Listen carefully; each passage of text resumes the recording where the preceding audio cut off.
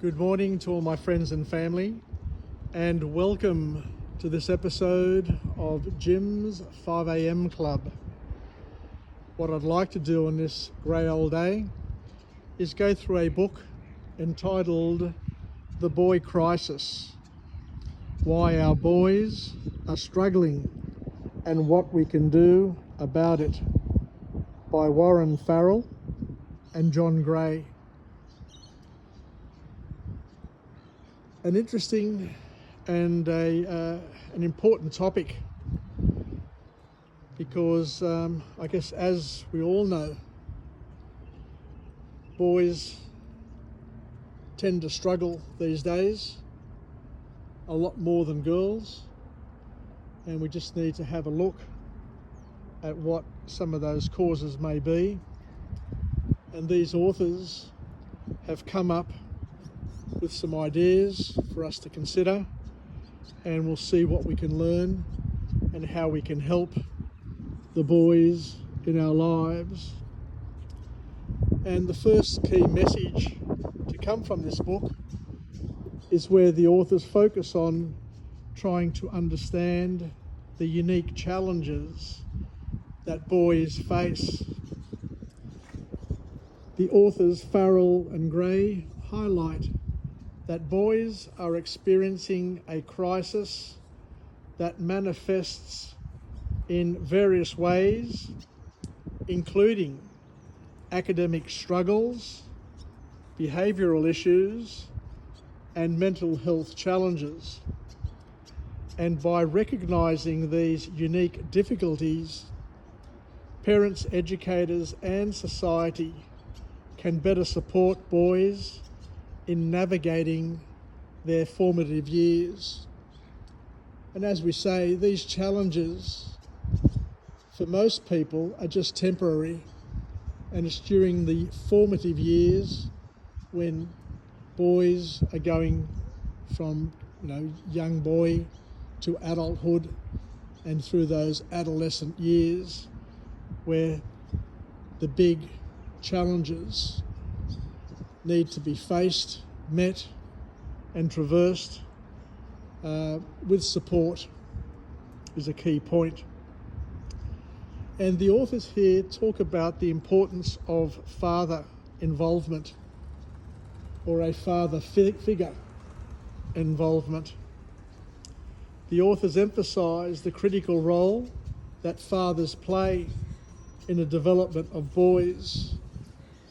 And we can take it one step further. It's not only fathers, but it's father figures.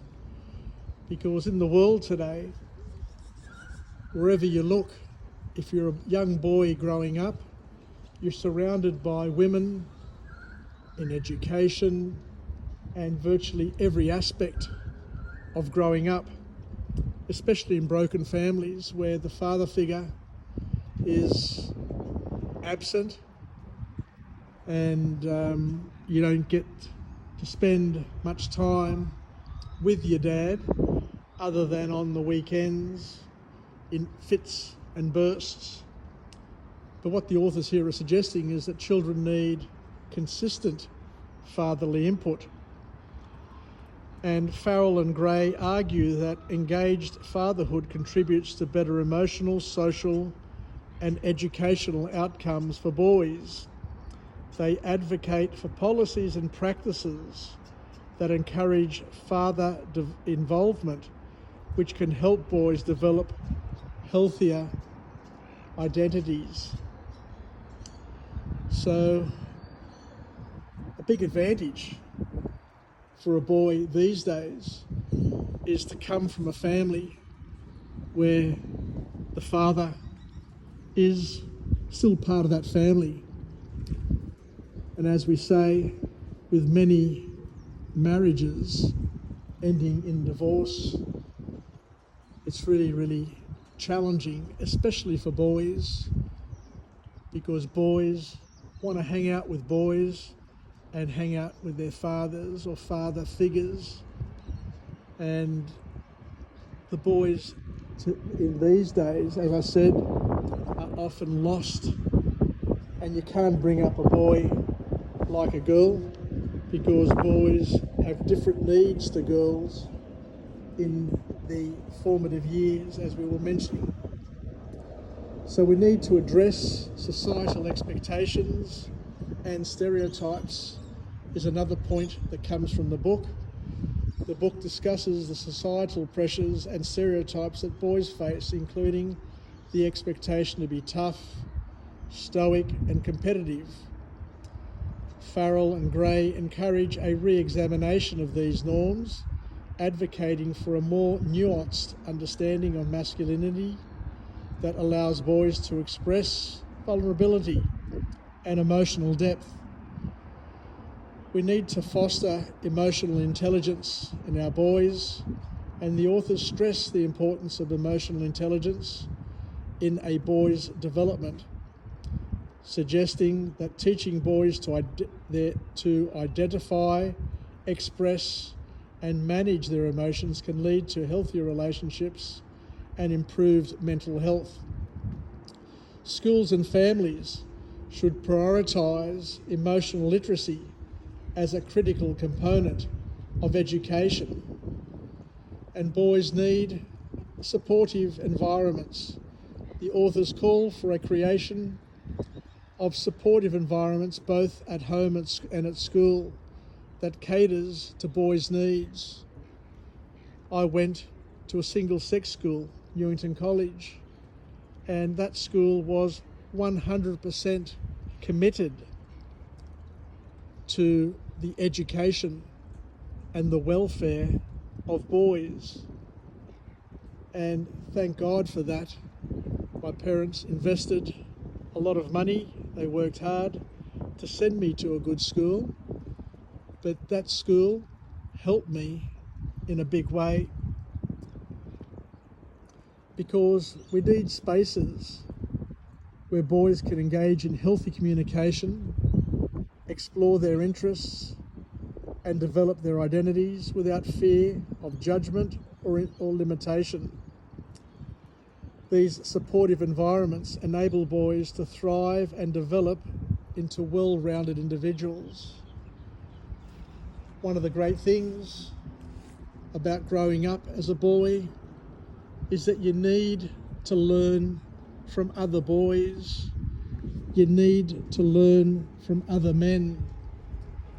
You need an opportunity to benchmark and baseline your capabilities to those of others who are considered your peers, to run with them, to fight with them, to play with them, to try and outsmart them.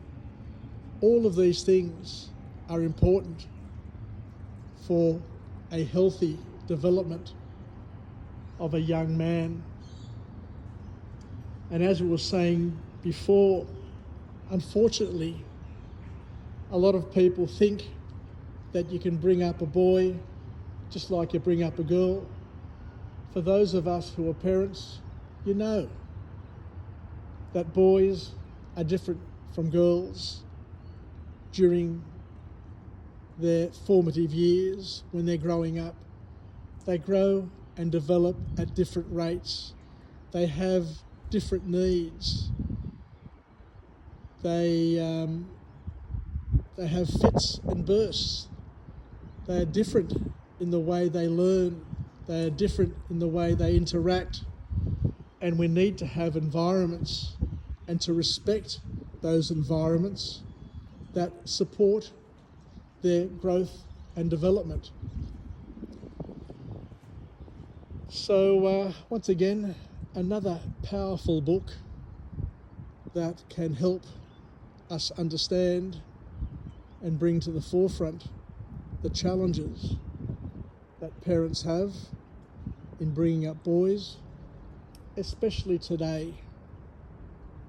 The world seems to have gone the full tilt in terms of focusing on girls' needs, and girls have benefited immensely. But what we're saying now is that we need to spend some time rebalancing everything and making sure that the boys are not lost in transition, Anyway, take care. Wishing you all the best. Bye for now.